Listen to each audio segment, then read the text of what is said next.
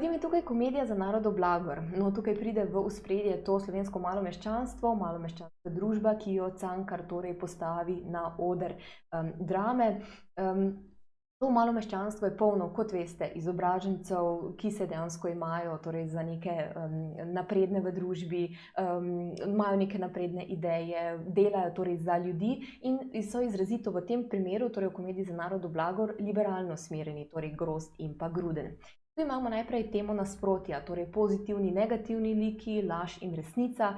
Cankarjeva najvišja ideja je torej ideja izsledenja resnici, da sledimo svoji vesti in pa svoji morali. Torej smo sami sebi zvesti in se nekako torej ne obračamo po vetru. In glavna ideja je, da v malomeščanski družbi enostavno žrtev resnice, torej tisti, ki se odloči, da izstopi ven in da pove resnico, enostavno izgubi, ker se proti tem političnim veljakom, ki imajo toliko moči in toliko prevržencev, enostavno ne splača boriti.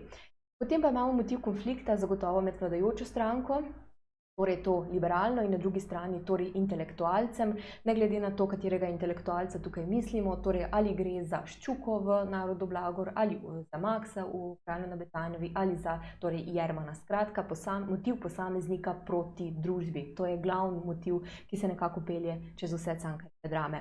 In kar je najpomembneje, zdaj tega intelektualca oziroma posameznika, ki nastopa proti družbi, ne izbere družba, ne izvoli ga ljudstvo, ampak se izvoli oziroma na ta položaj postavi sam.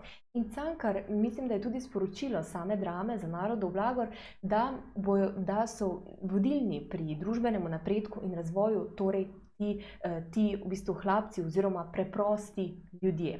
In zagotovo je tukaj motiv konflikta med političnimi veljaki, seveda temu nasprotniki, torej med Grozdom in Grudnom, v bistvu, ki ustvarjata vsak svoj tabor in se borita za oblast, torej da bi zmagala na volitvah in si pridobila čim več privržencev.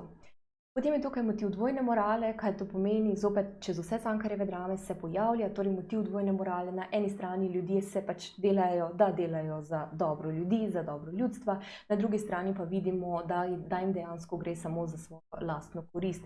Potem je tukaj zagotovo motiv greha iz preteklosti, ki se dejansko pojavlja, recimo konkretno tukaj, ko Grozd spodi pač goloba, ga uniči, ker pač skriva določene spise, ki dokazujejo mogoče kakšne umazane posle vzadaj.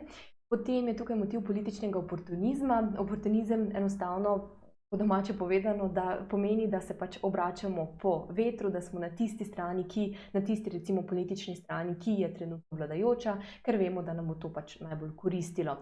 In tukaj so zagotovo dramske osebe, recimo Klander, Piratka in pa Kremžar, ki pač hodijo dobesedno iz enega v drug tabor. Enkrat so pri Grozdu, drugikrat so pri Grudnu, potem se zopet zamenjajo, skratka tam, kjer vidijo več priložnosti. In zagotovo motiv poželenja oziroma zelo širok motiv ljubezni, ki ga potem lahko razdelimo na motiv poželenja.